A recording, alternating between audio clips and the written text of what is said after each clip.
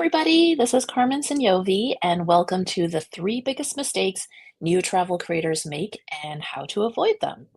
Um, I am just going to see if we can do a quick sound check first. I'm just going to give it a couple minutes till we have a few more people on. But if you can hear me, if you can see me, let me know. If you could just type into the chat, everything looks and sounds good. And let me just type that into the chat right now.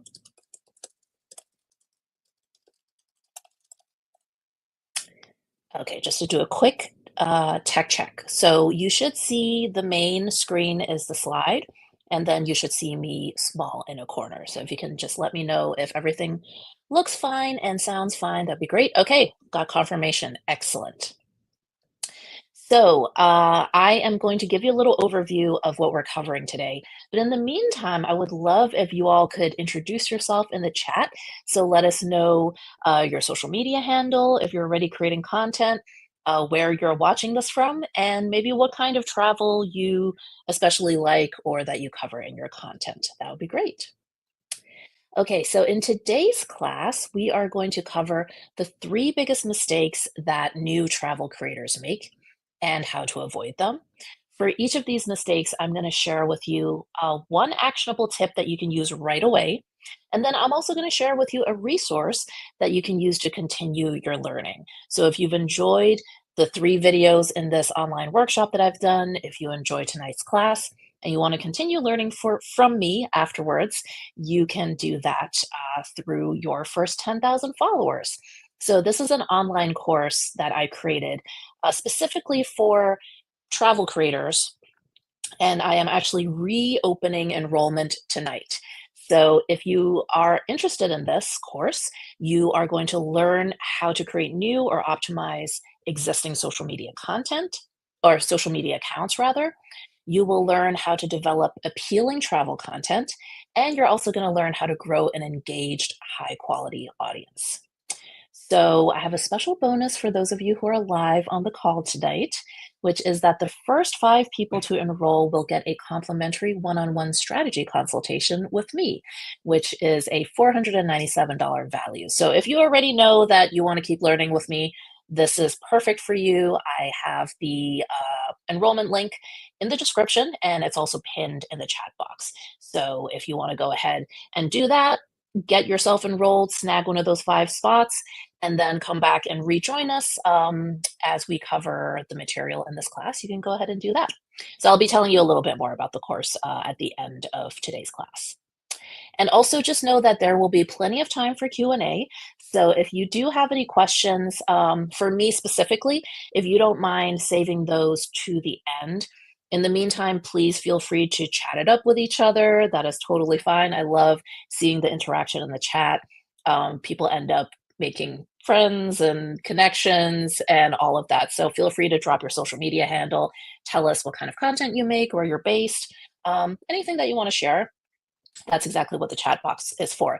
But any questions, if you don't mind just holding them to the end, just so that they don't get lost in the chat as we're going along. Okay, so which of these best describes you as a creator? A, I haven't started posting content yet. So maybe this is something you're thinking about doing, but you haven't actually started yet. B is I am posting content, but I've been doing it for less than a year. Or C, I've been posting content for over a year. So type A, B, or C in the chat. Let me know which of these best describes you. So again, A, you haven't started. B, you've been doing it less than a year. Or C, you have been posting content for over a year now. And it's always good to kind of get a sense of where people are at in their journey. Okay, a little bit about me. I know that we had a bunch of people actually join the workshop today. So I know many of you haven't actually had a chance to watch the first three videos yet. You're kind of joining right at the end, which is totally fine. You're welcome. So let me just give you a quick overview about my background so you know who I am. So my story is I started making travel content in 2016. And basically I noticed that when it came to luxury travel, there were, well, when it comes to travel content, what I noticed in 2016 is that there was a ton of people talking about luxury travel, but nobody was talking about luxury travel with kids. And then there were a lot of people talking about traveling with kids, but nobody was talking about doing it in a luxury way. And so I thought, there's got to be more people like me out there who, have been traveling already for a while, who maybe waited to have kids till later in life and enjoy traveling with our kids, but also being comfortable and maybe a little bit bougie while doing it. And so that's really why I started Top Flight Family. And so by 2018, I hit six figures in revenue for the first time, and I was able to make this my full time career, and I've been doing it ever since. Oh, great. I see someone, Lipti Organic says you watch all the videos. Love to hear that. And also, I'm seeing we have a couple of C's in the chat.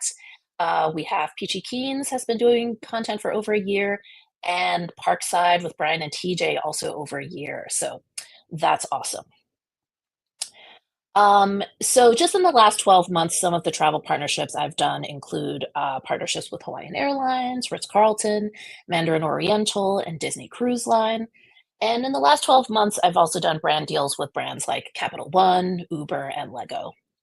And me and my family have been profiled everywhere from Travel and Leisure to The Points Guy to Business Insider. And we've also been on quite a few TV shows, including Good Morning America. This was a really fun segment that we got to do.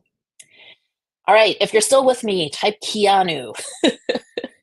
Just so that I know you're still with me, you're still listening and engaged. And for those of you who have been following me for a while, you will know that Keanu has been my celebrity crush since I was like 15 years old, which is why I like to drop this here. And it's so funny because in the 90s, it was not cool to like Keanu Reeves. Like, I was made fun of so much in high school for having a big crush on him. And now that we're in like 2025, everybody seems to love Keanu. So I feel very vindicated so many years later. So, as a Gen Xer. Okay, great. Seeing a lot of Keanu's in the chat there. Awesome. Okay, so now let's get into the three biggest mistakes that new travel creators make and how to avoid them. So, mistake number one is assuming that you have to travel frequently in order to publish content consistently. And, this is probably the number one objection I hear from people who want to try out this career, but, they just have a lot of hesitation, right? Because a lot of people doing this obviously work full time, or even if they don't work outside the home, they are a full time homemaker and they only have so much time to devote to travel. And there's an assumption that, like, if you become a travel content creator, you have to be traveling nonstop. And it's understandable why people feel this way, right? Because there's a lot of travel creators who actually are full-time nomadic, meaning that they don't have a home base. They just basically, live in different countries full time. They kind of go from one place to the next, and there's no sort of home that they're returning to in between. Or even there's people like me, for at least a 2, 3 years, I was traveling almost full time, where we did actually maintain a home base here in New York City. But we were basically gone like 200 days out of the year or something like that. So if you look around social media and you see what other creators are doing, it's understandable that a lot of people assume that you have to do this enormous volume of travel in order to be a travel creator. But the reality is that you really don't have to, if you're smart about one thing. And that is actually something I cover in the course, Your First 10,000 Followers, which is how to spin one trip into endless content. So if you really pay attention to some of your favorite travel creators, certainly some of them truly are traveling all the freaking time, right? I used to be one of those. But what you'll notice if you really pay close attention is that some of the best, or best in terms of the most effective travel creators, are actually really, really good at taking a single trip and turning that into almost endless types of videos and content. So they can spin it into videos, they can spin it into static posts, they can spin it into long form videos, into blog posts, different types of videos, right? Some videos that are more practical, like, hey, here's how you can recreate this trip, here's this itinerary, here was, these were the best things about this trip, these were the worst things. Or they can be doing some videos that are like purely aesthetic, where it's just like, oh my God, look at these amazing landscapes. Like, look at this beautiful woman walking through this beautiful place. Or they can basically be, just making jokey content. It just happens to be at this destination. So the best travel creators know how to get a lot of content out of a single trip. And this is something that's very different from new creators. A lot of new travel creators will do a trip and they'll be like, well, I already did a vlog from the trip and I posted a couple photos. So I guess I can never talk about this trip ever again because I don't want to be repetitive. And the thing is, there is strategy and technique to spinning one trip into endless content in a way that does not actually feel repetitive to your audience. And so that's something that I dive pretty deep on in this course because it's such a core skill if you're going to be a travel creator. And this also, once you master this, it also allows you to be publishing consistent travel content without having to be constantly jumping on a plane, right? Because you know how to actually take one trip and turn it into a whole bunch of content, not just a handful of videos. But one immediate tip for you when it comes to this topic is don't forget about your hometown.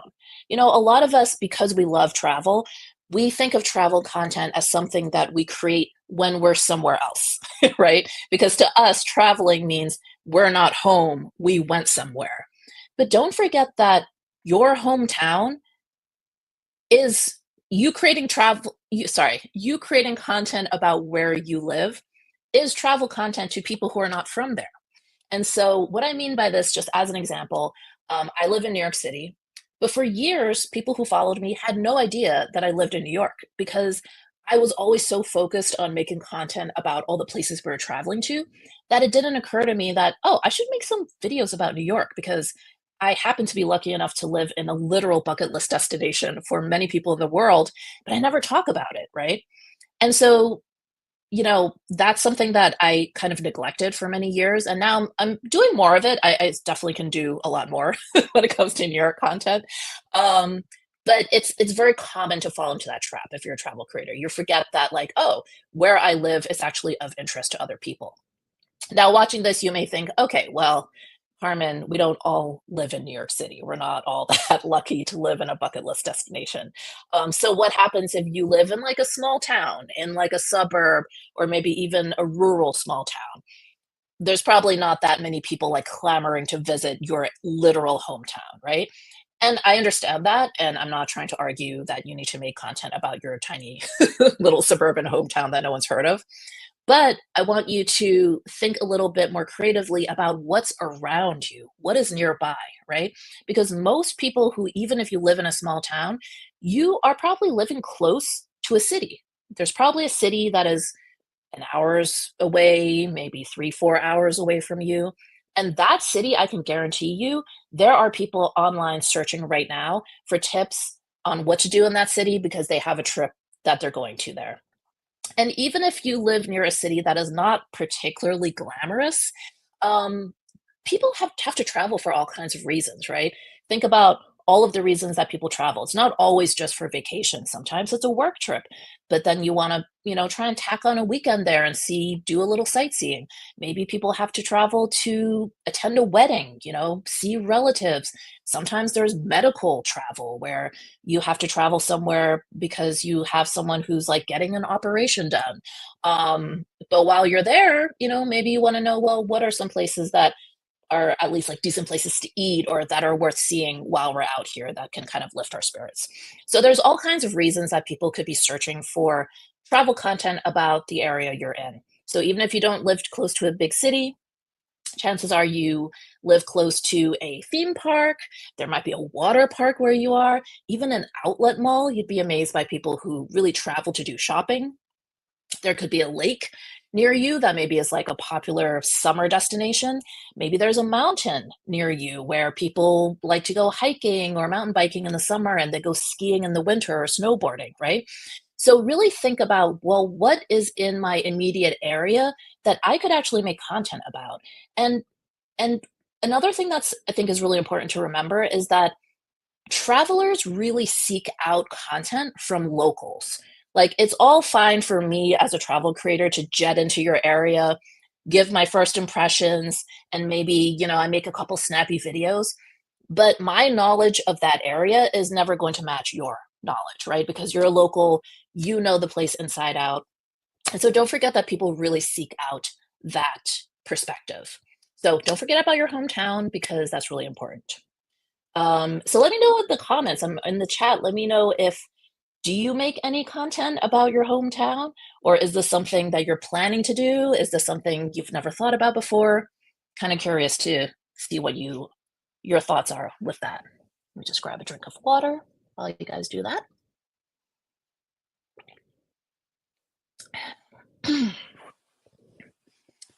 Okay, got a yes from Peachy Keen. So sounds like they are making hometown content, which is great to hear. So I'm going to move on to the next point, but feel free to continue chatting about the hometown content issue. Okay, mistake number 2 is assuming you have to buy a ton of gear if you're going to become a travel content creator. And this is, again, something that I hear all the time, right? One of the most common questions I get is, what kind of camera do I need to buy?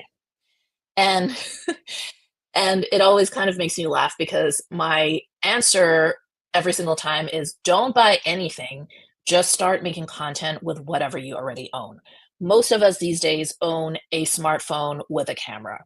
And really any reputable smartphone that's come out in the last 3 years has an excellent camera because most likely you have an iPhone or a Samsung or a Google Pixel, right?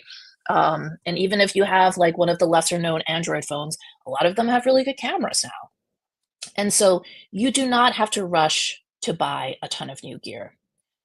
What you should do instead is learn how to get really quality visuals with just your smartphone. So, this is something that I cover in depth in the course because I'm a big believer that technique matters a lot more than gear. I've been a travel content creator for almost 10 years now. I still do not own a real camera. All of the video that you see on my social media accounts, on my YouTube channel, like 99.9% of it is shot on an iPhone. Even there was one particular trip where I was like, okay, this trip, I'm not going to be able to hack it on an iPhone. Like, I'm going to need to go out and rent a real camera for this because I just don't think an iPhone is going to cut it. And this was our trip to Kenya. We did a safari at this luxury safari lodge called Angama Mara. And it was an amazing opportunity, one of those like once in a lifetime chances. Um, one of those amazing invitations, and I was like, "Oh my god, like we're gonna be doing these wildlife drives. I'm not gonna be able to see anything, so I need to go out and rent one of those big zoom lenses, and I'm just gonna figure it out, right?" So, as luck would have it, or bad luck would have it, our travel schedule leading up to that trip got really turned around. So much so that I essentially wrapped up one trip, came back to New York for like half a day, and then we left for Kenya the next day. So I literally didn't even have time to go and rent the gear that I was planning on renting. So I landed in Kenya and I was like, oh crap, like I hope I didn't just like blow this. And as it turns out, my iPhone did amazing with capturing video from that trip. And you can actually go watch it yourself on our YouTube channel on Top Flight Family. It is the most viewed video on our channel. It's sitting at over 1 million views.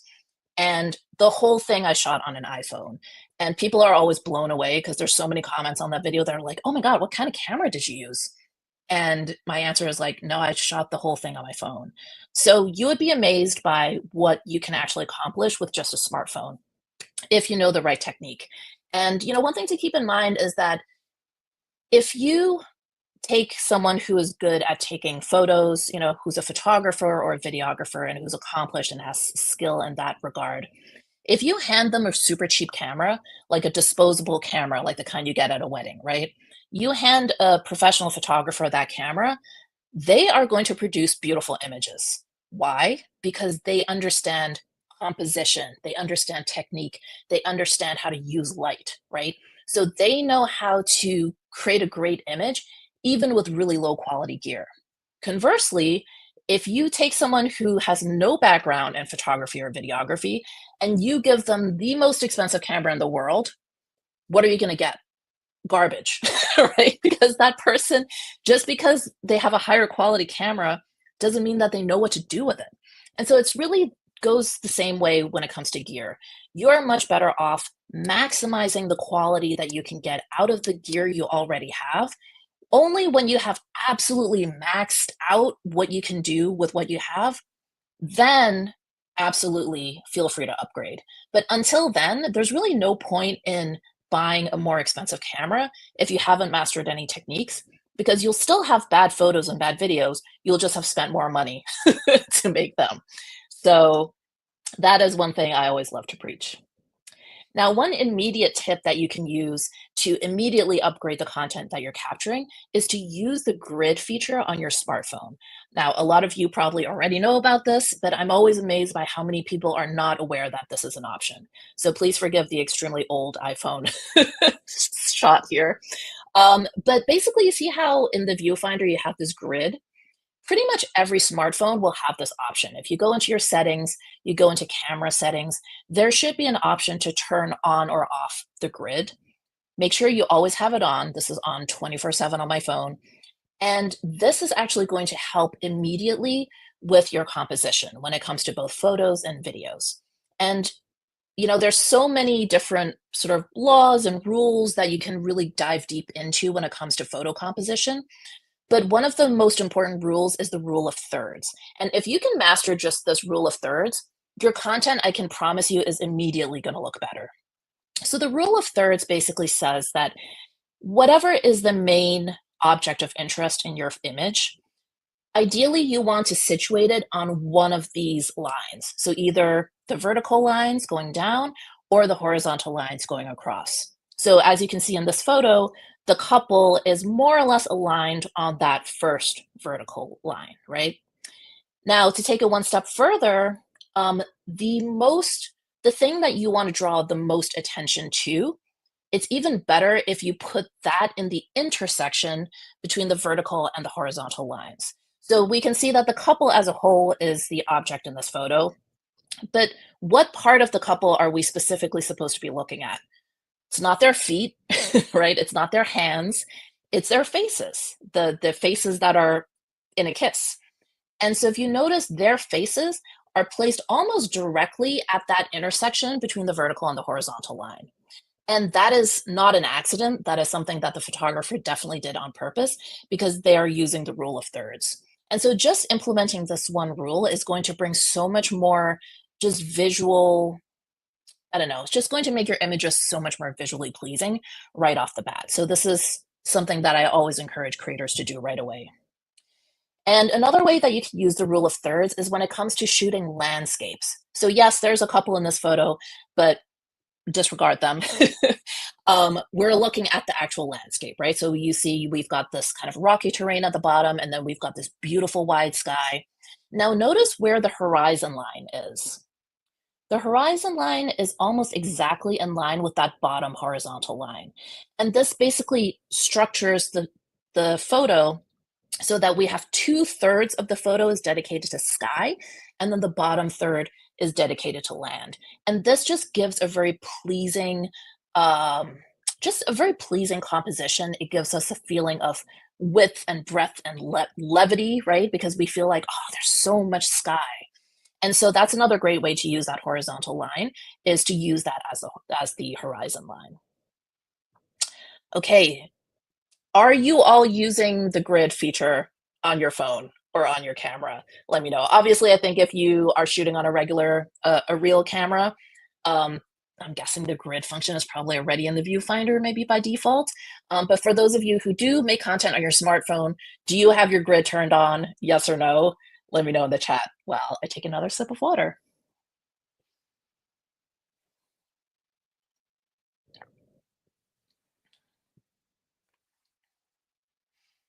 Okay, at least one person didn't know about it. Awesome. I'm always happy to have someone new learn about this because, okay, another one. Awesome. AB. Yes, this is such a game changer. And this tip alone is going to improve the way your content looks so much. And it's such a simple thing. Awesome. Okay, moving on to mistake number 3. So, mistake number 3 that I see from a lot of travel creators, especially those who are a little bit newer to this, is they waste a lot of time on useless growth tactics. And this is not really their fault, right? Because there are so many like scammy social media gurus or consultants that make these videos that are like, oh, TikTok just updated their algorithm again, and now you have to post your videos at exactly 1:59 p.m. and 8:57 p.m. And if you post outside of those two exact times, you're not going to get any views. Like there's so much like chunky, stupid advice out there that it's very easy to get caught up with this and think like, oh, this is how I grow. There's so many people who get caught up with like looking up what are the hacks, what are the growth hacks that I can like, what's like one weird trick that I can use to like grow quickly on social media. And I can tell you that time and time again, like they're all garbage. Like they don't work. And a lot of times they actually will backfire and make your account worse. So let me kind of go through some of the kind of spammy or crappy growth tactics that I'm talking about. So, as an example, spamming comments. You'll see so many creators who are just like, oh, I got to comment on as many posts as possible. I got to find other bigger creators who make content in the same niche as me, and I'm just going to leave a comment on like every single thing that they ever post. And like, I can tell you that as a more established creator, I can smell this from a mile away when someone is doing this because it's like, listen, I am happy for you to tap into my audience and for people from my audience to learn about you and to follow you and you gaining followers from my content. Like, that's happy if that happens, right? What I don't like is if you are not adding any value to my community. So if you're coming on and you're just like, just writing dumb stuff that is not contributing to the conversation, you're not being funny, you're not being insightful, you have absolutely nothing to add, then and you keep doing it over and over and over again, and it's clearly that you're just looking for attention, you will get blocked. And it's not just me, like other creators are going to block you. So just don't do this. Like if you're going to comment on people's posts, do it authentically. And if you don't have anything interesting to say, then don't say anything at all. Like that's fine. Like authentic engagement is what every creator wants. Like no creator wants just a bunch of garbage like ChatGPT generated comments because that doesn't contribute to the environment that they're building, right? Another big thing that I want you to stay away from is these loop giveaways. So loop giveaways, you've probably seen them where it'll be like, hey, you can win this like Louis Vuitton Neverfull bag. Somehow it's like always a Neverfull bag. If you like this post, comment on it, and then follow me, and then follow this creator who's tagged. Then you click on that creator, and they're like, hey, if you want to win the bag, you got to follow me, like this post, comment on it, and then follow this next creator. And it keeps going for like, sometimes it could be like 10 creators, sometimes it could be literally 200 creators. And you have to do that all the way until you get back to the first creator because they basically, that's why it's called a loop, right? Because it's like they go da da da da da, and then the last one tags the first one. And so people go in a loop, and you're only going to win the prize if you follow everybody in the loop and like and comment on every post. So when you do these loop giveaways, and I am asked to do these like almost every week, whether there are actual companies that like do these, and you'd be amazed, but like there are big celebrities like the Kardashians who get paid to be the face of this. So they'll be like the first follower in the loop, and then everybody else in the loop actually pays to be part of it. And so I've been offered those deals where I'm like, yeah, no, I don't want to do that. Or sometimes creators band together and do it themselves, right? And so I've been invited to be part of those. And for me, it's always an immediate no. And the reason why this is so harmful to your account is because, first of all, um, it, it just, first of all, I think it just looks cheap, right? Like it looks spammy. It makes you look cheap. Like just don't do it. So I just think like overall, just from a reputation perspective, it's not a good look, right? But from a more technical perspective, these loop giveaways can completely like F up your engagement rate. So engagement rate, those of you who've been doing this for a while understand what this is, but for the newer creators, let me kind of explain. So let's say you have 100 followers, right? And out of those 100 followers, 30 of them consistently engage with your content. So out of your 100 followers, there are 30 who are always liking your posts, who are always commenting on your posts, really engaging with your stuff. So from a math perspective, your engagement rate is 30% because 30 out of the 100 followers are really engaged with your stuff. And so 30% is a great engagement rate. Now, generally, the smaller the creator you are, the higher the engagement rate you'll have. Now, let's say you do one of these loop giveaways, you participate in one of these, and now you suddenly got another 100 followers. So now you have 200 followers. But out of those extra 100 followers, only two are actually engaging with your content. Why? Because the rest of them only followed you so that they would have the opportunity to win the prize. They were not interested in your content at all. They were not interested in you as a person at all. They just did it so that they could win something, right?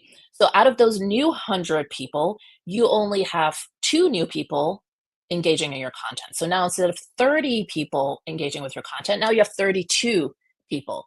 So now you may be thinking, well, I have two more people who are actively engaged. Isn't that a good thing? Well, no, because now your proportions, your ratios are all off. Because before you had 100 followers and 30 people engaged, that means that was 30% engagement rate.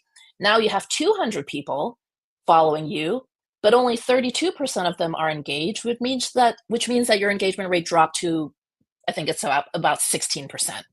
I'm not super good at math, but I think off the top of my head, it's somewhere in there, right? So basically, yes, you doubled your following, but you also cut your engagement rate by half. And so engagement rate is something that brands look at. So pretty much every brand, every agency will subscribe to some kind of software where they can easily plug in your account and like see all of your stats, right? So engagement rate is something that they use to select which creators they want to work with. But it's also something that's really important for the oh, hi Team Reese Travels. It's also something that's really important for the platforms themselves. So Instagram as a platform, if they see that, hey, you're a newer account, you are a smaller creator, but you're getting a 30% engagement rate, you must be doing something right. So we're going to make sure that we are pushing your content out. Now, if that engagement rate suddenly drops to 16, Instagram as a platform will be like, huh, this account must be putting out content that is not really relating to their audience, or they're doing something that their audience isn't really enjoying. So we're probably going to give her a little less visibility. And that is something that can happen. So that is why these loop giveaways can be really harmful to your account. Yes, the vanity metrics, you might suddenly get a bump in followers, but if none of those followers are interested in what you do, literally, what is the point? Because then you're just damaging the health of your account. So that's why those loop giveaways are not something I would ever recommend. So those two I've kind of explained in detail. The rest, follow for follow, follow, unfollow, begging for follows. These are all just also like terrible ideas. They make you look bad. They don't give you a good reputation in the industry. Remember that a lot of us creators know each other. We talk. So reputation really matters. So you don't want to be doing these kinds of like audience growth hacks, because ultimately they just damage your reputation and they damage the health of your account. So when you join your first 10,000 followers, my course, you will actually learn what you should be doing instead. And what you should do instead of these like spammy growth tactics is actually understand what each platform is about. So the three main platforms you really need to be on are Instagram, TikTok, and YouTube. I would say those are the three main ones that, especially as a newer creator, you should make sure you have a presence on. However, even though all three platforms now essentially you can upload the same short form video to all three of them, all three platforms kind of have a different vibe, right? And have a different culture. And certain kinds of content tends to perform better than other types of content depending on the platform. So you could upload, and I recommend that you do this, upload one video to all three platforms. But what you will often see is that some types of videos will perform better on Instagram versus TikTok and vice versa. So really understanding what the vibe is of each platform and understanding the best practices when it comes to making content for each of these platforms, that is always going to be much more important than any of these like growth hacks or these like one weird trick things, because those never really work. Ultimately, what grows your account is really good content. And the more that you master what each platform likes, the quicker you're going to grow. And that's exactly what the course covers. But one immediate tip that you can use to really start supercharging your growth is paying a lot of attention to your opening hook. Okay. The first 2 or 3 seconds of your video matters the most because if you can't capture their attention in those first couple seconds and they immediately scroll away or swipe away, they're never going to watch your video, right? And that doesn't count as a view. But the more that if you can grab them and keep them watching for those first 2, 3 seconds, then it makes it so much more likely that they will continue watching the next 3 seconds and the next 3 seconds after that. And pretty soon they've watched more than half of your video. Now, suddenly, you're getting much better reach, much better engagement on that single piece of content. And so, when I talk about the opening hook, let me actually show you an example. And if those of you who follow me on Instagram, I have shared this example before on my Instagram stories when I do my creator Q&As. But I think some of you probably haven't seen this. So this is a uh, TikTok that I did from my partnership with Hawaiian Airlines, which was a couple months ago. And just pay really close attention to the first few seconds. So watch, listen, read, and then I'm going to break down exactly what I did there. So hopefully the sound will work for this video, and hopefully the volume isn't weird and doesn't blow out your ears. So maybe have your finger ready on the volume button. I'm not sure how the levels will be, but here goes. Airport service just took our travel experience to. Oh, sorry. Let's start from the beginning. Want to see the most luxurious way to arrive in Hawaii? Hawaiian Airlines premium airport service just took our travel experience to a whole new level. Okay. So those were the first few seconds. Any thoughts so far? Anything that you noticed from those first few seconds? You can go ahead and drop those in the chat. I want to see what you noticed about the hook, what you saw, what you read, what you heard. There's always a little bit of a lag. So I'm going to give you a moment. Okay. So Points Diva says you asked a question first. Yes, absolutely. Anything else that anybody else noticed before I give you my breakdown? And just to put it out there, a disclaimer, I am not the best creator at doing viral content. There are many creators that are much more talented at me than me at virality.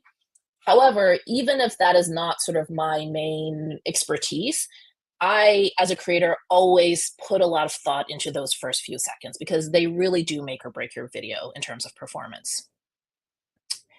Okay, AB says you zoomed in and out of your frame. Yeah, kind of, but I'll explain what exactly I did there. Petit Organic says 3 second hook. Yeah, it's very short, right? Because again, it's those first 2 or 3 seconds that you're really trying to hook people. Okay, awesome insights. Now let me switch back to the slide. Okay, so let me kind of break down my thought process when I was making this video. So when it comes to hooks, there are actually 3 hooks happening at the same time in any video. So first is the visual hook, right? And the visual hook was you saw me cheersing with my coffee mug at the camera. So AB, you said it looked like you zoomed in and out of your frame. There was actually no zoom, but the feeling of motion comes from the motion of my cup, right? And if you look at me in the bottom corner here, I'm kind of pantomiming this motion. And so the reason that is effective is because the visual hook is what's happening in the image. And you always want to have some kind of motion. So if you notice, like if you scroll TikTok and even the talking head videos where people are just like yapping at the camera, very often people will have a motion at the very beginning of the camera. Like they'll do the camera shake, right? Where they're like, hey, like pretending to set the camera down. Nobody's pretending to do that. That is all planned. And I know because I've done it too. Or they'll be like, oh, they'll like be plopping down into the chair, right? That's another technique. And these are very simple visual hooks, but the idea is that you want some kind of motion right from the beginning of the video so that it just kind of like catches your attention, whatever that is. So for me, the visual hook was the coffee cup cheers. Then the second hook is the text hook. So what is the on-screen text that you see? So the on-screen text that you see that you can read as soon as the video starts is arrive in Hawaii like a VIP. So the text hook, you want that to be intriguing, curiosity inducing, but you also want to make it clear what the video is going to be about. So right off the bat, you understand that this video is something to do with Hawaii and travel and probably something kind of like luxury related because of the word VIP. And I'm also not giving the whole thing away, right? Because this video is actually about this VIP airport service, VIP like arrival and departure airport service that Hawaiian Airlines has, where you pay extra to have basically you're just swept through the airport. It's like on a magic carpet almost. So I in my text hook, I'm inducing curiosity, but I'm not giving away the whole story, right? I'm not like, hey, this is Hawaiian Airlines' new VIP airport service. Because then you're like, oh, okay, I'm not interested. And you swipe. But instead, you want to like tease enough to keep them watching to be like, oh, how would I arrive like a VIP? And you want them to be interested and keep watching. So we've got the visual hook, the text hook, and then there's the spoken hook, which is what are the words that are coming out of my mouth, right? So if it is a voiceover video like this one was, what are the first spoken words? And or if it's like a talking to camera video, what are the first words that you're seeing the person say to camera? And so the spoken hook for me was want to see the most luxurious way to arrive in Hawaii. So it's actually saying a similar thing to the text hook, but phrasing it like a question. As Points Diva pointed out, it was a question. So basically, any video that you make, you want to really think about what are these three opening hooks that you have? What's your visual hook? What's your text hook? And what's your spoken hook?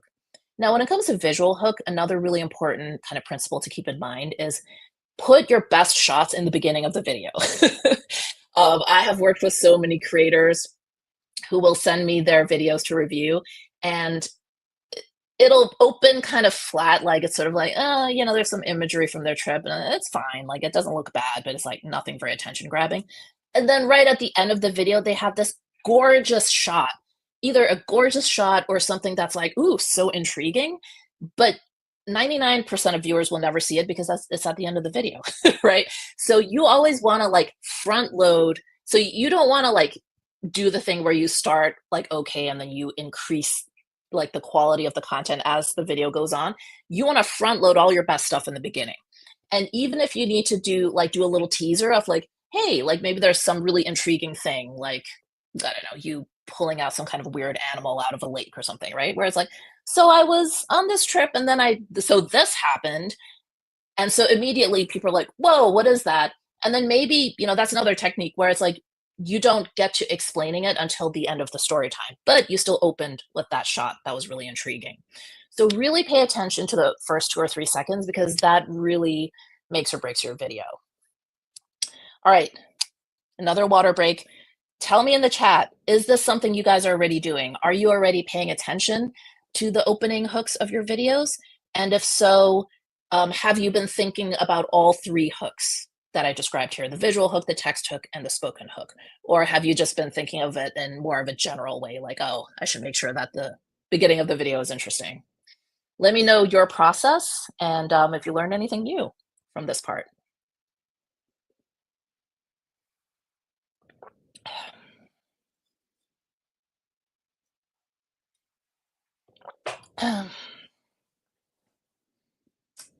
Okay.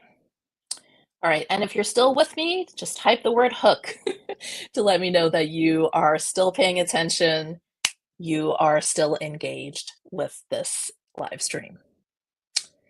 Okay, all right. So AB says, no, I just started an Instagram page a few weeks ago, so this is all useful information. Thank you. Awesome, AB. So you are going to be able to get things started the right way, which is going to help you grow so much faster. Excellent. Team Reese Travels. I remember to put the best footage at the beginning, but always have to remind myself about the spoken hook. Yes. So awesome that you're already putting the best footage at the beginning, but definitely think about the spoken hook and also the on-screen text hook, which are both really important. Okay. Got a bunch of people replying hook. Awesome. Okay, so let's do a quick recap. So mistake number one was assuming you have to travel frequently in order to publish travel content consistently. We debunked this because once you master the skill of spinning one trip into almost endless content, you don't have to be traveling nonstop in order to be publishing consistently. The other thing that you can do is make hometown content. There's got to be something interesting that's somewhere near you that people are searching for info about. Why not be the local resource that can give them the inside scoop, not the tourist trap scoop, right? Like, hey, avoid these tourist traps, eat here instead. Like, everybody loves that kind of content, so why not have that be you? Mistake number two is assuming that you have to buy a ton of gear. Technique matters much more than gear. Start with the gear you already have. Go on YouTube, watch a ton of tutorials on composition, on shooting cinematic B-roll. Really hone in on your technique and max out the quality you can get with the gear you already have. Then once you're really good when it comes to technique, you have my permission to upgrade your gear. But don't just go out and buy a bunch of new stuff thinking that's going to make your content better. Mistake number three is wasting time on useless growth tactics, like, loop giveaways, spamming comments. Like, don't do that stuff, guys. Like, you're going to ruin the health of your account and you're going to annoy a lot of people, especially more established creators like me, that you should be trying to, I don't know, establish a relationship with, right? You want to be networking with fellow creators. You don't want to just piss them off by like spamming all over their feed. So don't do that. So, since 2020, I have been doing these almost weekly Q&As on my Instagram stories where basically I let people ask me any questions they have about being a travel content creator, and then I respond with my best tips. And for the last, oh God, I guess this is year five that I've been doing it. I always get the same few questions, which are, how can I get hosted by this hotel or by this tourism board, by this cruise line, right? That's one of the questions I always get. How can I get hosted? In other words, how can I get a free trip? Or how do I get paid brand deals? Maybe how do I get paid to travel on top of the comp trip? Or how do I get to be paid to work with a brand that I like? These are the questions that I get every single week in the Q&A. And this is going to be a bit harsh, but my question to you, if you have also asked this question before or wondered it in your head, my question to you is, why would any brand want to work with you?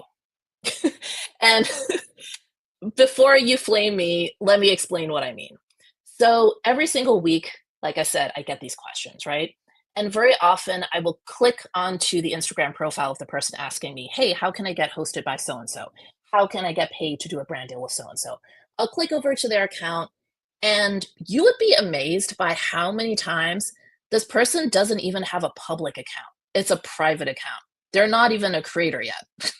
They haven't even started publishing public facing content yet, but they're already asking me, how can I get a free trip? Why would Disney Cruise Line give you a free cruise? Just because I got one, like, they're not just handing them out, right? Like, why would they give you a free cruise? You have a private account that nobody can see your content. Why would any hotel give you a free stay for that? It makes no sense. Or sometimes I will click over to their account, and they will be already creating content, and maybe they've been doing it for a while, but it's in a completely different niche. Now, that is totally fine. If you are, let's say a lifestyle creator, or you're like a mom blogger, even a food blogger, like whatever your niche is, it is absolutely possible for you to land travel partnerships, even if your main niche is in travel. However, if you, let's say you're a lifestyle creator, right? And I scroll through your feed, and I scroll through your feed, and I scroll through your feed, and by now we're at like 6 months of content, a year of content, and I don't see a single time you have talked about travel.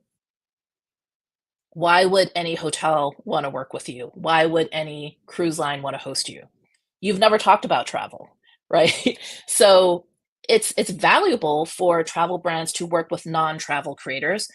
All the travel brands that I work with absolutely work with a wide swath of creators. However, those creators do regularly talk about the travel they're already personally doing.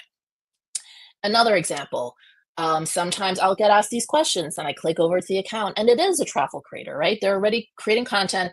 They're specifically in the travel niche, but let's say they are a van life creator. So all their content is about, hey, we live out of this van. We travel to these destinations in our van. And, usually with van life, that also goes hand in hand with budget travel and often with like outdoors kind of adventure travel. Like all those things tend to be in the same wheelhouse typically. So let's say this van life creator then asks me, oh, I want to work with the Four Seasons. How can I get hosted by them? And again, I'm scrolling through their feed and I've never seen them stay at a single hotel ever because they live out of a van and that is their preferred way to travel. So why would any hotel, let alone a luxury hotel, want to work with you when it doesn't seem like your brand and their brand vibe in any possible way, right? And so, I'm sorry if this comes across as really harsh, but I think I really want you to understand that if you want to work with brands, if you want to have partnerships, whether it's hosted trips or you're actually paid to travel or you're paid to promote certain products or services, whatever is the kind of partnership you want to land, you need to show that you already are making that kind of content or you already have capabilities of making that kind of content. Because when you're pitching that hotel or that cruise line or that airline, whatever it is, that tourism board, you want to have examples to show, right? And so you essentially, if you want that type of partnership, you have to invest your own money and time into creating content about that. So another question to ask yourself is, let's say you have a trip coming up where that's just, you're paying for it, it's your own trip, you're not working with any brand, this is just something that you booked and paid for yourself. Now, if you were actually being paid to do that trip, so rather than you paying out of pocket and you booked it yourself, a brand was paying you to take that trip, what would your content look like versus what you're planning to make now? If your content would look very different than what you're planning to make, why? Why not make that higher quality content now, right? So that's really the challenge I have to you is whatever is the sort of dream partnerships you have, you need to demonstrate that you have the skill set to be able to communicate their vision, to communicate the benefits of staying at that hotel, of doing that cruise, of visiting that destination. Otherwise, why would any of these companies want to work with you?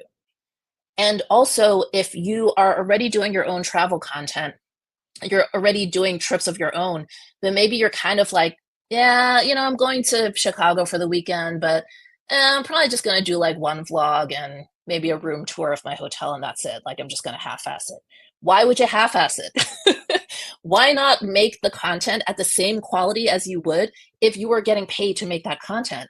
Because now you're going to have such stronger examples to show in your portfolio, right? So this is kind of like the attitude shift that I think you need to make if you want to be a successful creator, because there are so many people in these Q&As that every single week, week after week, where they're like, how can I get this? How can I get that? I want a free trip. I want this. I want that. And they never think about, well, what value am I bringing to the table?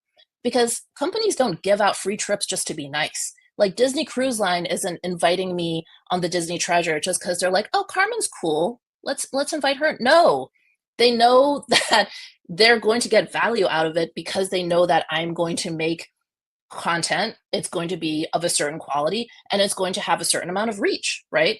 They're not doing it just to be kind, just because they think I'm cool. They're doing it because they're going to get something out of it. So you really have to think about what is the value that you're bringing to the table, and are you best demonstrating your full potential? And if you're not, step it up.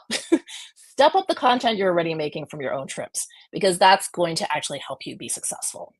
And so one thing you really have to understand is that this little flow chart here, this is how the entire influencer marketing creator economy works. So first, you as a creator make the content. That content attracts an audience. The content and the audience together attracts brands who are interested in working with you. Those brands either pay you money and or give you free travel, which allows you to make better content or more interesting content, which then attracts more audience members. Now that you have better content and a bigger audience, you're attracting more brands who are again paying you cash and or giving you free travel, which then allows you to step up your content even more. And it just goes on and on in this cycle, right? But you have to understand that without content, there is no audience and there are no brands. So content is what really drives this whole thing when you come down to it. Sorry, I got a little heated there. Let me just quick sip of water. So if you don't have quality content, you're not going to have an engaged audience. And if you don't have an engaged audience or quality content, no brand is going to want to work with you. So in order to be able to land these partnerships and, kind of upgrade your lifestyle in the way that you might see other creators doing, you really have to hone in the content piece and also the audience piece. But really, it's 90% the content piece because that is really what draws the audience to you. So you need to master content creation and you need to master audience growth. And so that's exactly why I created this course, Your First 10,000 Followers. Because if I had had this course back in 2016 when I was first getting started, oh my God, my life would have been so much easier. But back then, it was like pulling teeth to get anyone to explain anything to you. Like it probably wasn't till like a year into me creating content that I realized that people were actually getting paid to travel. Like I knew that people were getting comped, but I had no idea that there were people actually getting paid to do this. And when I learned that, it blew my mind. You probably have already known that for ages now because we're living in a very different environment where there's a lot more transparency and people like me who are sharing freely. But this was not the case, back then. So this is really the course that I wish I had years ago. And it is a step-by-step course that will teach you how to create new or optimize existing social media accounts. You're going to learn how to develop visually appealing, engaging travel content and to grow an engaged audience. So I'm going to walk you through the different modules that are in the course so you know exactly what's in it. So module 1 is getting started, and in this module, you'll learn the 2 make or break aspects of your social media profile that you need to get right, exactly what camera and gear to buy. The answer may surprise you, but if you've been paying attention to this class, you already know, and how to attract exactly the type of audience you want. Module 2 is all about content strategy. So you'll learn which is more important, quality or quantity. This is another question that I get asked all the time. Does it matter? Is it like, should I publish fewer videos but make them better? Or should I pump out as many videos as possible, even if they're not all that good? I will actually answer that question. How to publish consistently, even if you can't travel frequently, and why going viral is overrated. Seriously. Module 3 is all about creating your content mix. So here I share the one thing I would do differently if I started over today. This is a very important lesson, guys. Don't skip this because you will kick yourself in the butt later on. The very important ways in which short form and long form content work together, and also how to crush it on Instagram, TikTok, and YouTube, and why those platforms are all a little bit different from each other. Module 4 is how to shoot quality content. So I'll tell you what you need to do before you even pick up a camera. So for any trip that I'm going on that I'm creating content for, before I even step on a plane, not just before I pick up a camera, before I even take the Uber to the airport, I have already done this much legwork, which actually ensures the quality of the content once I get there. And so these are the things that pro creators do that you may not be aware of. So I break them down piece by piece so you know exactly how to do it as well. I'll show you exactly how to up-level your photos and videos, and we'll talk about the pros and cons of hiring someone to help shoot for you.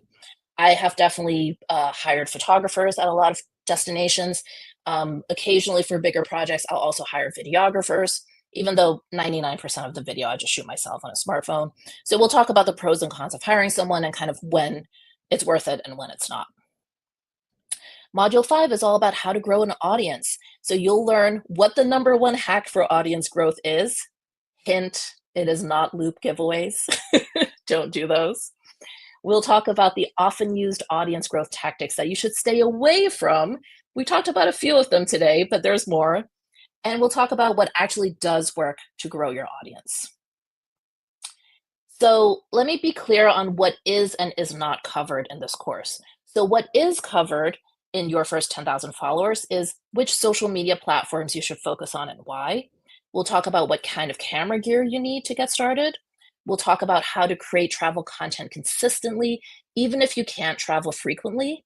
We'll talk about how to create high quality visuals, even if you have no background in photography or videography. And we'll talk about how to attract the right followers, keep them engaged, and grow your audience. Now, what I'm not covering in this particular course is how to land hosted or comped travel opportunities, how to receive gifted product or services from brands, or how to pitch for paid brand deals. So, in other words, this course specifically focuses on content creation and audience growth. Those are the foci. That is really what the course is focused on. So why take this course out of all the courses out there? I'm not the only travel content creator who is selling a course, right? There are other people doing something similar. So why take this one if there are other options? Well, first is you'll learn from someone who's actually done it.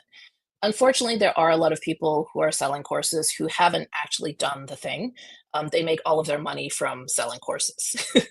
I, on the other hand, first hit six figures for the first time in 2018, and I have done six figures or multiple six figures every year since then from actually being a creator, not from coaching and courses and consulting. So I have actually done it. I know what works, and you'll learn from someone who's actually done it successfully for a long period of time. I'm into my ninth year now, and I wasn't just like someone who had one viral moment during the pandemic and, you know, had a great year and then couldn't replicate it after that. I've had, almost a decade long career doing this. Number two is that you'll get practical advice, not just airy fairy theory. So because I've been in the trenches, I'm still in the trenches, I can tell you what actually works, not just theoretically what might work if someone was like imagining what it would be like to be a travel content creator. No, I can tell you the things that you might hear as good advice, that's actually bad advice. I will tell you about the things that you probably have never even thought of because people who haven't actually done this for a long time won't know this information because they haven't experienced these, right? So you'll get nothing but practical advice. And number three, you won't waste your time. I purposely structured this course. As you can tell by the way I talk, like I kind of like to get to the point, right? I don't like to ramble a lot, other than the occasional Keanu Reeves aside. That's just to kind of keep the levity going. I structured this course so that it has just what you need and nothing more. So you don't have to slog through 300 hours of pointless videos just to get one little nugget of information. I respect your time. I don't want you to spend more time watching this course than actually doing the thing. So this course is specifically designed so that you can quickly get what you want and also quickly go back and maybe reference the different pieces of advice you need in that moment. So if you want to watch the whole thing beginning to end, you're free to do that. Or if you want to jump around because, hey, I actually have this trip coming up, so I really need to do what is the sort of pre-trip preparation that Carmen mentioned on that live class. I need to go and watch that lesson right now. You can absolutely do that. So you can use your time efficiently. So the link is in the description of this live stream. I think I've also pinned it to the top of the chat box here. So if you want to go ahead and enroll, you can do that. As a reminder, I do have, oh yeah, before I talk about the bonus, the payment options. So the course is $597. So you can pay the whole thing in one go if that's your preference, or if you need any payment plans, you can do that through either Afterpay or Klarna, and you can break it up. I think it's like 2, 4, 6, 12 payments, whatever's your preferred thing, but it can go as low as $50 a month, essentially. So there's lots of flexibility when it comes to that. You can pick whatever option makes most sense for your financial situation right now. Also, I offer a zero risk guarantee. So if you're not satisfied for any reason, just send me an email at this email address within 7 days of purchasing the course, and I'll give you a full refund as long as you've completed less than 50% of the course. So you can, take a look around, make sure it's something that's actually going to benefit you, it's valuable. And if for any reason you feel it's not, as long as you email me within the 7 days, you've watched less than 50% of it, no problem, full refund. But hurry because registration does close this Friday at midnight Pacific. And just another reminder that the first 5 people to enroll will get a complimentary one-on-one session with me. So these usually go for $4.97, but you can get it for absolutely free. So if you feel like, hey, I've really enjoyed videos 1, 2, and 3, I've really enjoyed this live class, I like Carmen's vibe.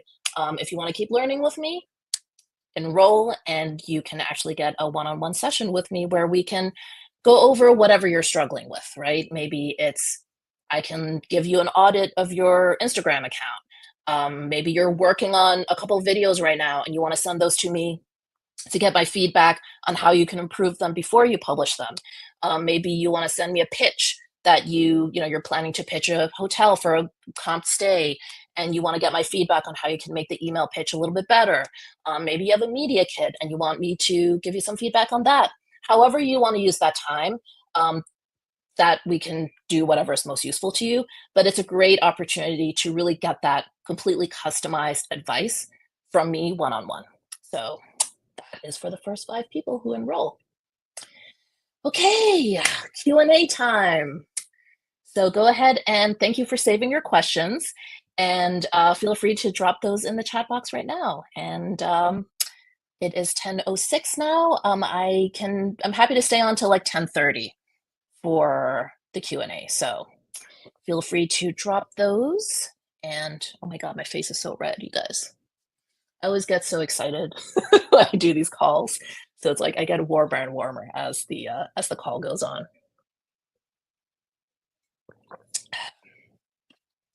So yeah, you can drop your questions in the chat box, and let me rehydrate while you do that.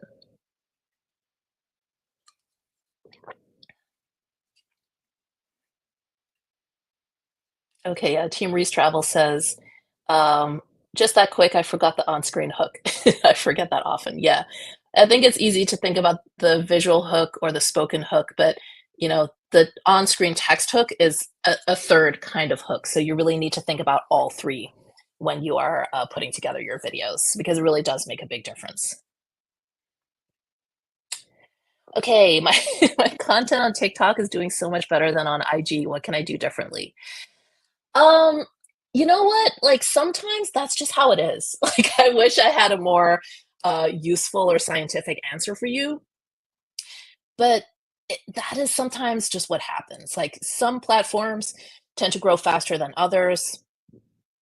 Excuse me. Sometimes you can, post the same video to 3 platforms, and you think it'll do really well on TikTok, but it actually does numbers on Instagram instead, and sometimes it's vice versa. But if you are seeing growth on TikTok, it shows that you're doing something good, so I would just keep plugging away at it. Um, I'm not sure, obviously, I haven't seen your account, so I don't know what your style of videos are, but I will say that generally speaking, what performs better on Instagram, though not always, right? Instagram tends to favor more aesthetic, more refined content, whereas TikTok, really the bread and butter is like this kind of lo-fi content that feels very casual, that feels very homemade.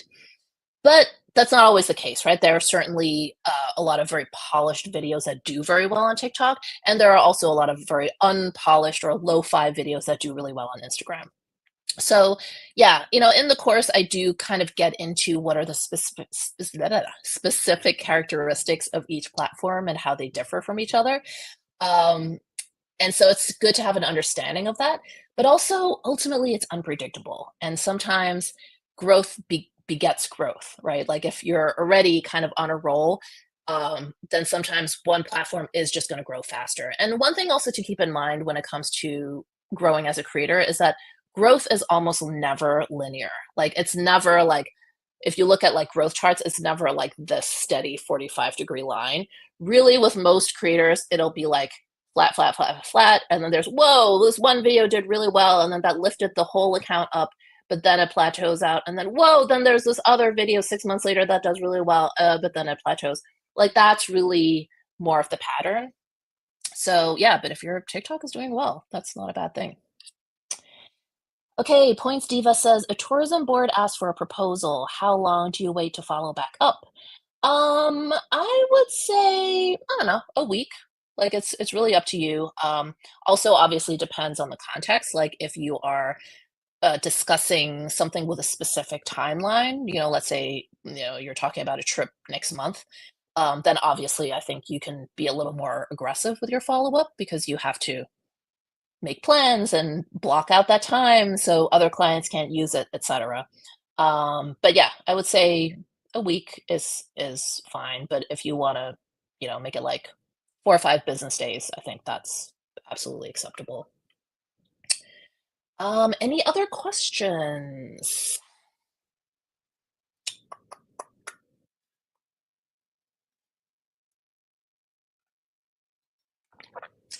How are you all feeling about the future of TikTok since it almost got banned, or it got banned for like 2.5 seconds and then it came right back? Kind of curious how you all are feeling about that. I know obviously not everyone is on TikTok, but those of you who are, do you feel like it's going to be sticking around, or do you feel like it's still kind of in danger of going away? What are your thoughts? By the way, if you're interested in my thoughts, I actually made like a whole, I think it's like a 40-minute video on my YouTube channel. It's one of the most recent long form videos. So if you want to hear my very detailed thoughts on that, I share it there.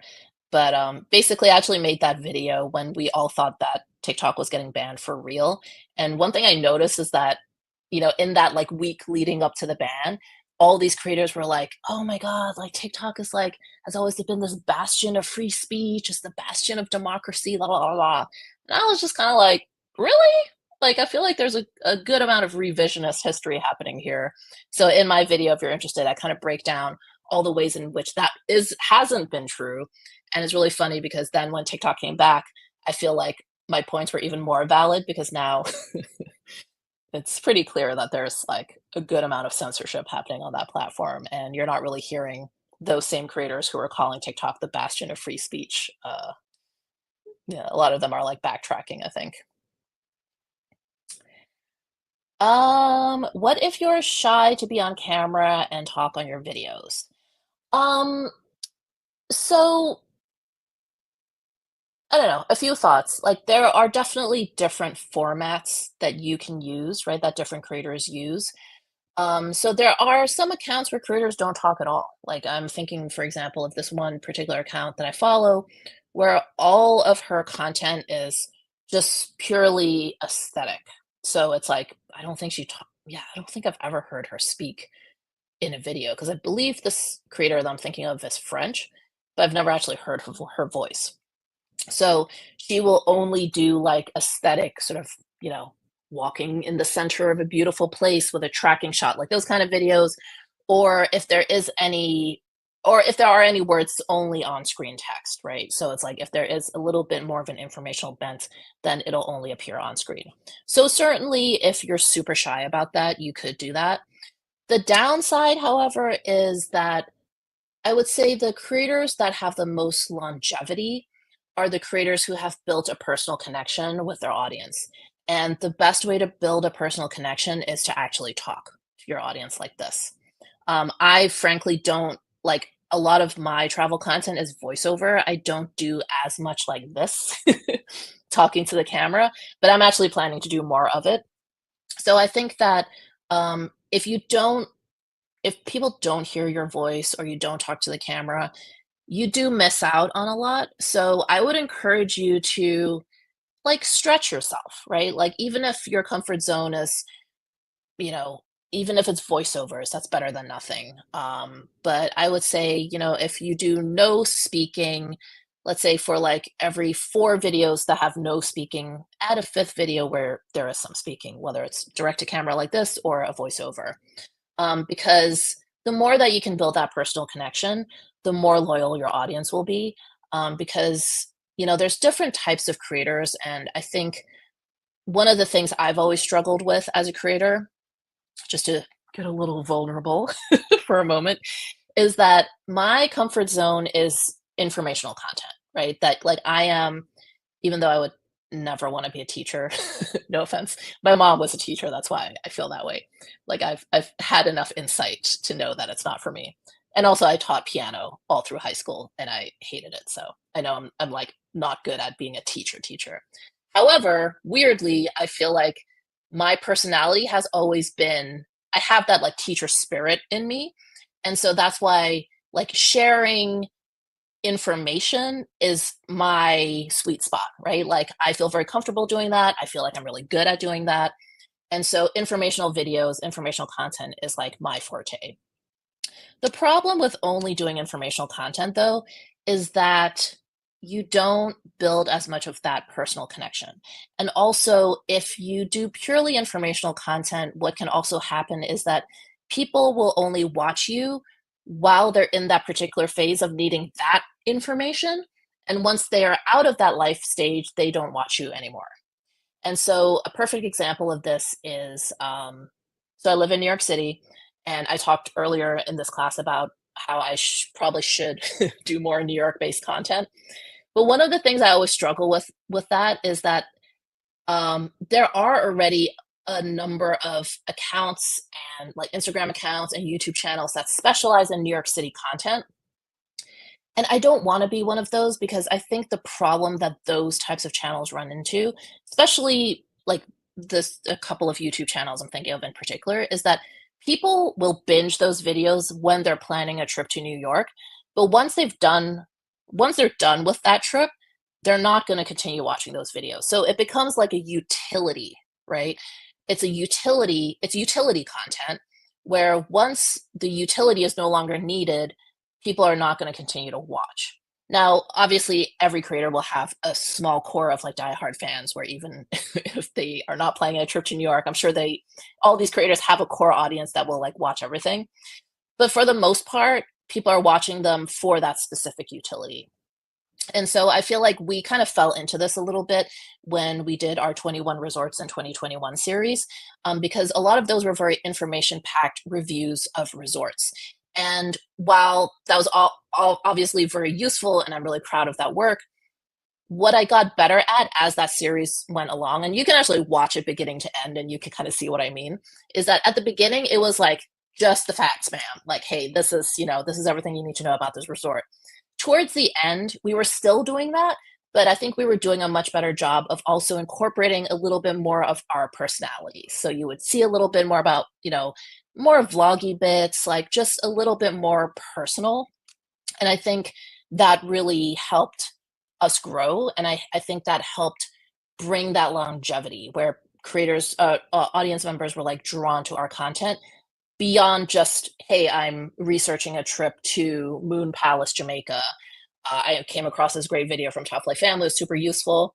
But actually, they seem cool. So even though I'm done planning this particular trip, I think I'm going to keep watching them. That's the ideal. And it's hard to do that if you don't talk to the camera or they don't hear your voice. So I would say, as much as you can, maybe practice and do try to incorporate that because otherwise, I think you run the risk of becoming like this utility channel where you're discarded as soon as people don't have an urgent need for that particular thing. Points Diva, do you change your YouTube tags after it's been posted for a while? I honestly don't. I rarely even put tags on my videos anymore. YouTube has pretty much made it clear that they are kind of, uh, why can't I think of the verb? They are not just de-emphasizing tags, but they're kind of just going away, which is why like now when you upload a video, it used to be that it would be like title, description, tags, right? All in one screen. Now the tags section is like hidden under this, like you have to click a couple things to even get to the tags. So I wouldn't sweat tags at all. Just focus on your title and your thumbnail. That matters the most. Team Reese Travel says that whole TikTok ordeal made me jump on building our own email list a lot faster than I originally planned to. Yeah, that's awesome.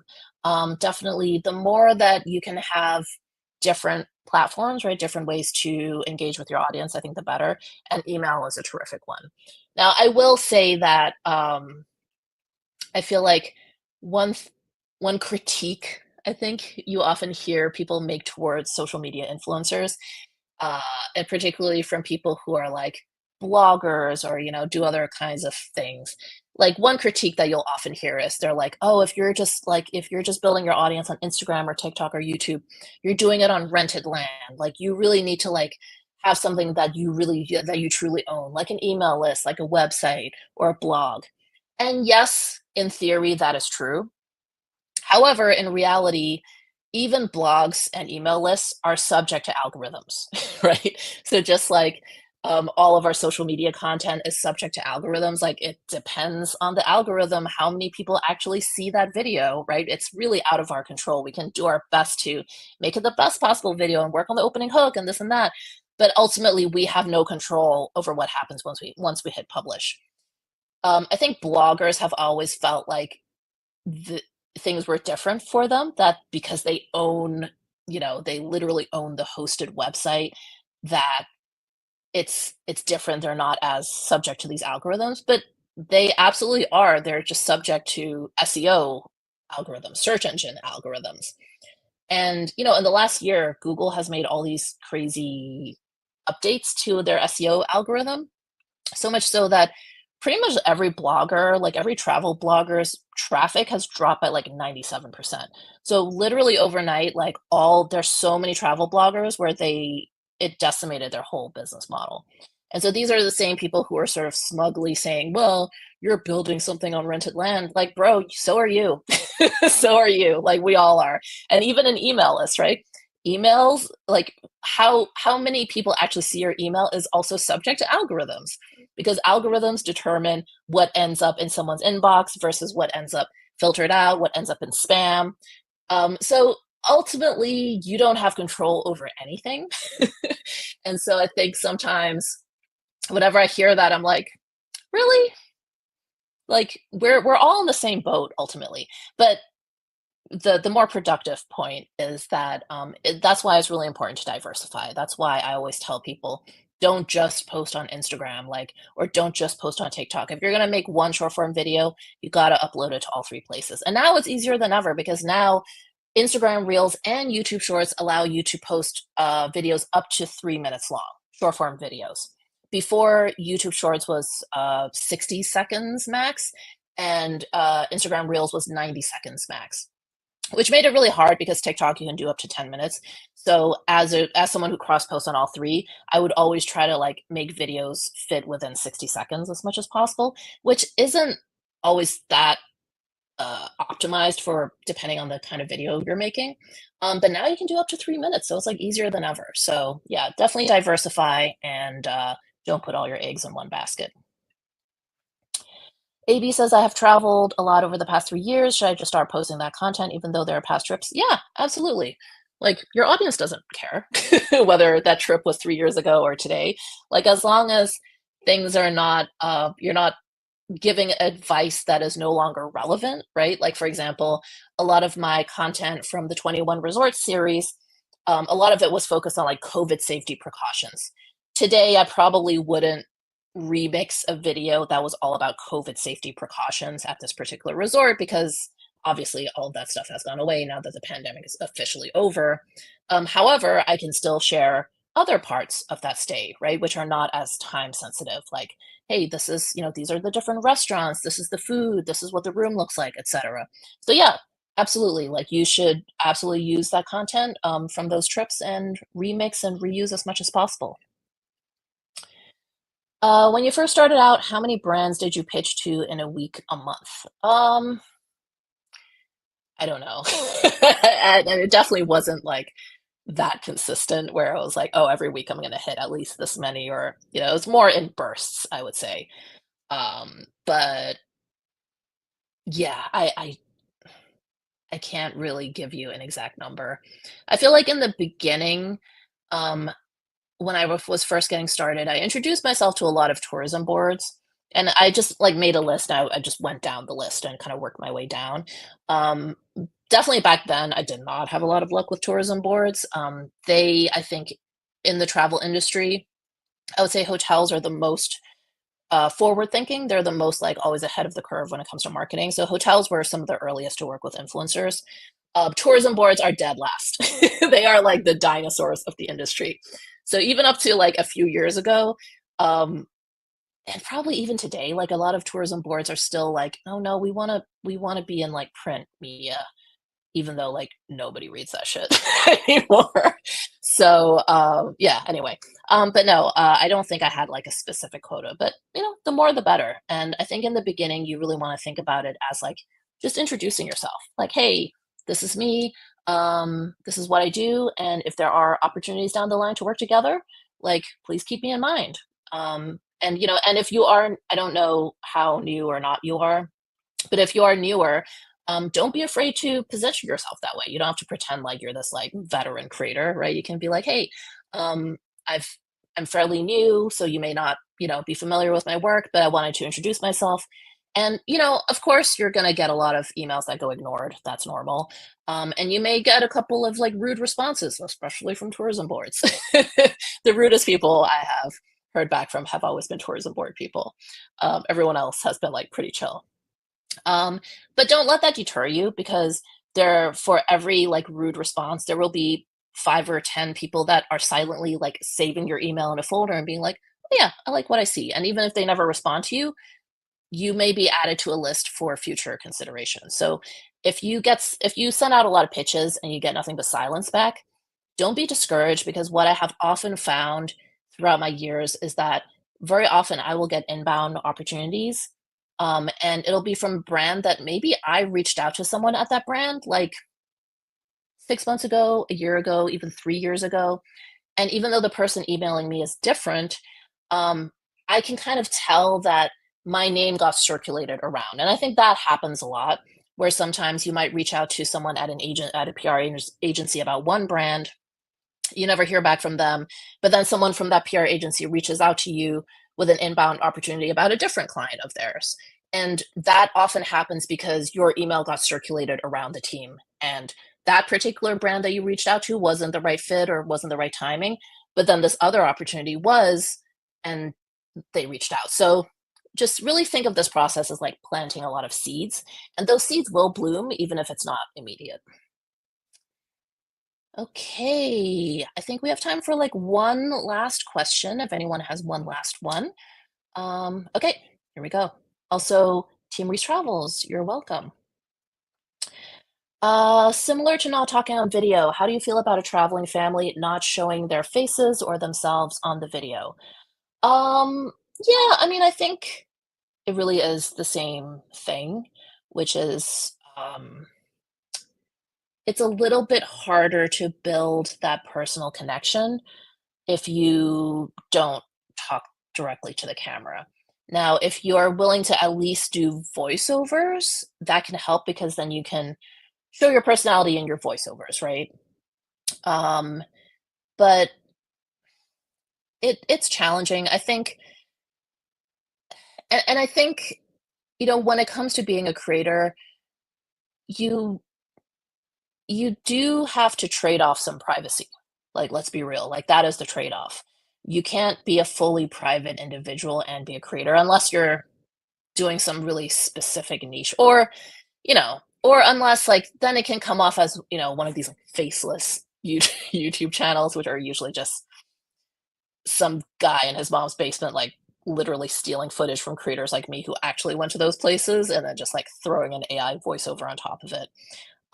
So you don't want to like come off as being one of those channels because everyone knows that's like low quality content, right? But it is challenging, especially in the travel niche, to truly make like completely faceless content because it's hard to imbue that with personality because then it just ends up feeling like a bunch of promotional footage, right? Like you can go to a resort, shoot a bunch of footage, and if you or your family are not in it, it just kind of feels like you're watching a promo reel that the hotel put out, right? So you kind of have to make those decisions. Like if you are in the family travel niche, but you want to maintain your kids' privacy, I definitely know creators who either won't show their kids at all, or maybe they'll not show their faces. So you'll see the kids, but they'll be like shot only from the back. Or you can also use fake names, right? You can use like nicknames instead of their real names. So there's all kinds of ways that you can kind of add in some privacy. But I think if you, as the main creator and driver of the channel and then main narrator, if you are not showing up on camera, I'm not saying like anything is possible, right? There's always new formats that can be, you can be pioneering a completely new format. But I think it'll just be a bit harder. That's the reality. Um, oh, okay. I am planning to talk and do voiceovers. I'm a pre-K teacher. Perfect. So you're already good at that. But yeah, I think if you don't want to like show your whole family, like shoot them from the back if you don't, want to maintain their privacy, but then at least you should be on camera kind of talking, or at least we should hear your voice. So yeah, great. All right. Your husband has the right idea. Okay. Well, thank you so much, everyone. Thank you for joining me on this class and for participating. I really enjoyed our little discussions here and hope to see some of you in the Your First 10K Followers course. Bye. Have a great night.